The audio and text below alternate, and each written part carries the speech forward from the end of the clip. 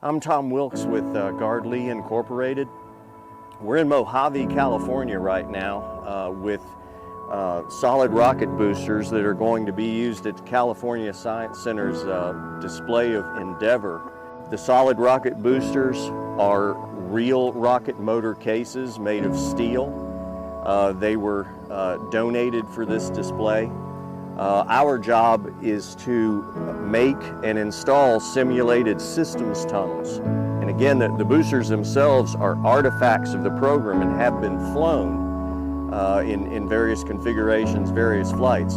After the flights, they remove all of the equipment from the exterior of the rockets, including these tunnels. And they're put back on after the fact to get the next boosters ready for the shuttle. So that's the way it worked in the original program. Of course, shuttle's not flying anymore. But again, our job is to simulate these systems tunnels. So we have aluminum channels to represent the base of the tunnels. We are bonding on here, and you'll notice it's an all bonding situation. We can't put mechanical fasteners into the steel.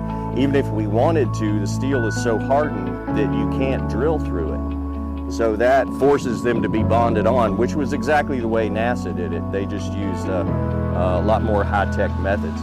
But our replicas are going to be composed of the aluminum base channel and then fiberglass covers to simulate the part that you would actually see on the outside of the booster. So these elements will sleeve right over the aluminum, will go in place, and they'll be attached. And then when you see them on display, this represents the entire chase. In the real vehicle, what this contained were the power and systems control wires that came from the ET attach ring here and went both directions up and down the rocket. So this is where the wiring for these solid rocket boosters went.